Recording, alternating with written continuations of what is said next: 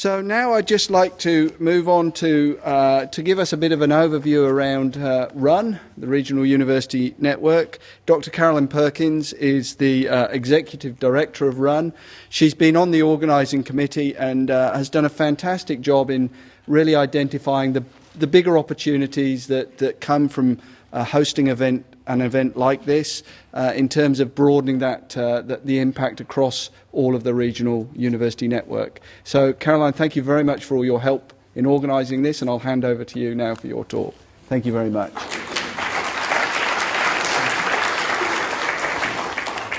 Thank you, Dave. And while we're waiting for the slides, I was going to thank Dave and the organising committee at the end, but I think now's an appropriate time. You've done a fantastic job to bring it to fruition. What a wonderful audience we've got. Thank you, Scott, for hosting the event. It's fantastic. So on behalf of the Regional Universities Network, so as well as CQ Uni, we have 5 other universities in the network. So on behalf of all of us, welcome to everyone to the conference. And I'd like to warmly welcome everyone, and those of us from cooler places that are probably about 20 degrees cooler than we're experiencing now, places like Armidale, Toowoomba, Canberra, Ballarat. Thank you for the lovely weather too.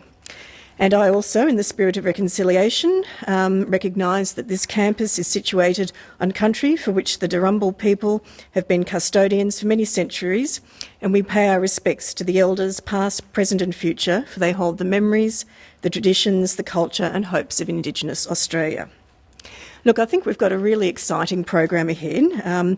We're going to be presented during the conference with a wide range of perspectives in terms of the contribution of our universities and, in fact, broader stakeholders to regional Australia and therefore to the nation. We've also heard Dave has foreshadowed on the final day on Friday morning we're going to have a very exciting panel with federal politicians and our Vice-Chancellors chaired by Emma Alberici. So I think that'll be a very exciting way to finish and very topical given that the federal election is upon us. Hopefully this will work. Doesn't seem to be at the moment. Yeah, brilliant. Okay. So these are the 6 universities of the RUN group: CQ University, Federation University Australia, Southern Cross University, the University of New England, University of Southern Queensland and the University of Sunshine Coast. And of course our universities really are vital to the economic, the health, futures of the regions, the sustainability of the regions, the digital and creative futures of their regions. And we're going to hear about these themes during the conference. And we all know that regional universities make an absolutely fundamental contribution to regional Australia. Together, our universities teach about 110,000 students, or 9% of the enrolments in all Australia's universities, across more than 60 campuses and study centres. And I say more than a certain number because every time I blink, CQ Uni's opened another campus or study centre, so I never give an absolute number. But overall, I mean, this is quite a substantive contribution we make to educating Australians. We educate just under a quarter of Australia's regional higher education students, so really important to the regions, 29% of its distance education students, around 15% of its low socioeconomic status students, 16% of its Indigenous students, 5% of higher degree by research students and 32% of its students in enabling courses. And of course, our contribution to those groups and giving them opportunities to go to university is increasing all the time. And many of our students are first in family to attend university, and many come not direct from school but from other pathways. So we really make a very unique contribution. Our network contributes very significantly to the national economy. We contribute over $2.1 billion in gross domestic product, which is about equivalent to the Australian fishing industry, 1.2 billion household income, and more than 14,000 jobs annually, and those numbers are rising. We have combined revenue of about 1.7 billion and a combined assets of 3.2 billion, which exceeds those of many metropolitan universities. Now, we've already heard a bit about our research effort. Thank you. Good. Okay. We perform a growing share of Australia's highly ranked research in areas of strategic importance to our regions. And most of this is undertaken in very close partnership with our communities and with regional industries. The quality of our research is nationally recognised, with key disciplines ranked at the highest ranking in the Excellence for Research for Australia exercise, and Scott's already mentioned that.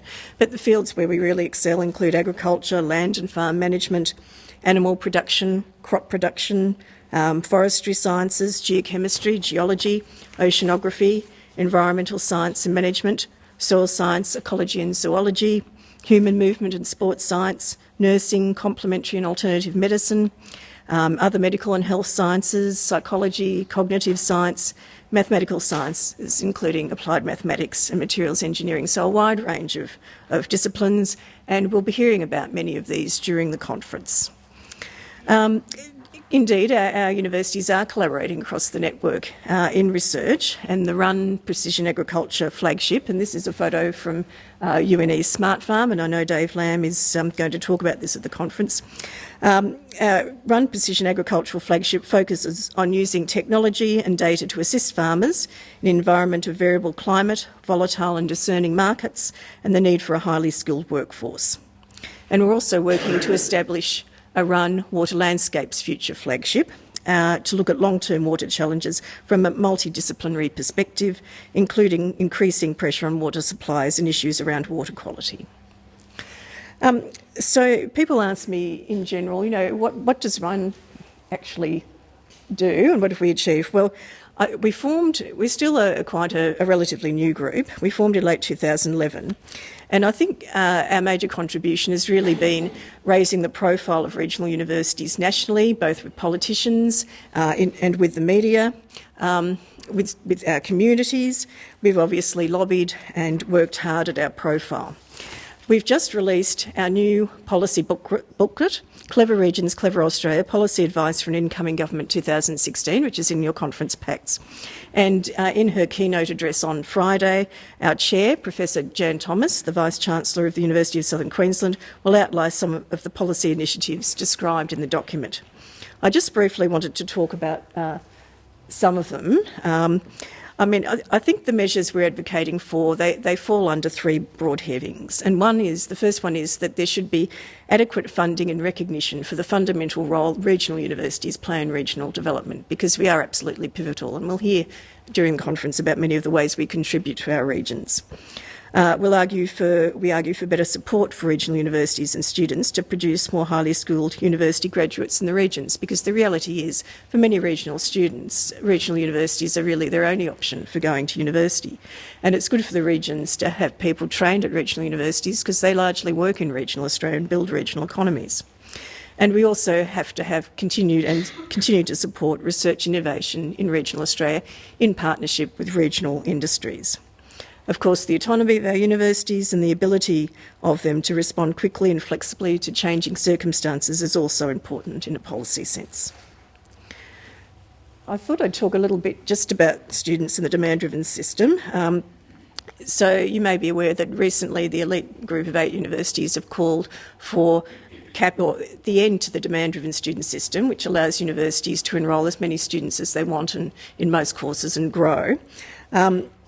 We are vigorously advocating to keep the demand-driven student system so our universities can grow and more regional Australians, more Indigenous Australians, more low SES Australians can go to university in regional Australia.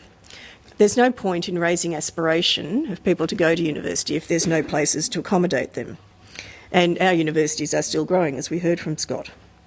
Proportionally, with the introduction of the demand-driven system, we have seen a 1.5% increase in the participation by low SES students overall in higher education, and that is progress. It takes time, because what you're doing is dealing with deeply entrenched disadvantage, and you have to raising aspirations takes years, basically.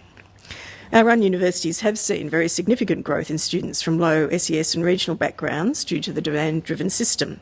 So, for example, in 2013, 32% of RUN universities commencing domestic undergraduate students were from low SES backgrounds, and their enrolments had increased by 26% between 2009 and 2013, so that's very significant. Enrolments by students from regional and remote backgrounds at our universities grew by 18.5% between 2009 and 2013, also very significant. So the demand-driven system has allowed us to increase student numbers, but it's also importantly allowed us to put on new courses. And I know at CQ Uni there's been new allied health and engineering courses, which really are important to our communities. And overall, the demand-driven system is essentially just growing at the rate of population growth overall in Australia, though we know the need is more for us to grow in regional Australia. I want to talk a little bit about the regions too and the role of regional universities in the regions. So a vision for Australia where capital cities continue to grow and become more congested and less affordable and livable, and regional Australian cities are deprived of university graduates and are unable to participate in the new innovative global economy is not one we share. And furthermore, we don't really believe that that's in the national interest, that regional Australia shouldn't prosper. Last week, RUN signed a Memorandum of Understanding with Regional Capitals Australia to facilitate closer collaboration between the two groups on skills and education policy. Australia's small cities are highly productive, they're affordable and livable, and in many instances they offer better access to major infrastructure such as international airports than is available to most in capital cities due to congestion. And contrary to the myth that regional areas are losing population, regional city populations are growing strongly, with 16% growth predicted to 2030, just below the 17% predicted for Australia's largest cities. Australia benefits from the growth of regional Australia in many ways. Recent analysis from the Regional Australia Institute, and we'll be hearing from its CEO, Jack Archer, very shortly, estimates that for every additional 100,000 Australians who choose to live in small cities over big ones, an extra $50 billion is released into the national economy through avoided housing and congestion costs. Furthermore, the Committee for Economic Development of Australia has found that within 2 decades, more than 40% of Australian jobs that exist today may disappear as technology reshapes entire industries. Regional Australia will be the worst affected part of the nation due to the high proportion of low-skilled jobs. Through university study and research, students become more highly skilled and are better prepared to be creative, entrepreneurial and flexible to meet future job challenges. And there's also important flow-on effects to the regional economy in that for every 1,000 university graduates, 120 new jobs are created for people without a university degree, so really important for communities. Strong, resilient, innovative regional economies and growing regional cities with highly skilled graduates are important for the national good, and regional universities are a very key part of this. And very importantly, most of the students studying at regional universities, when they graduate, will work in the regional Australia, and about 60 to 80% of RUN graduates work in the regions. So I really sincerely hope you enjoy this conference, find it entertaining as well as stimulating, and make the most of the networking opportunities it offers, the opportunities to collaborate not only with your colleagues from other RUN unis, but people here from other universities. Warm welcome to you and other stakeholder groups. And together I think our universities, regional universities in regional Australia, can look forward to a great future. Have a good conference. Thank you.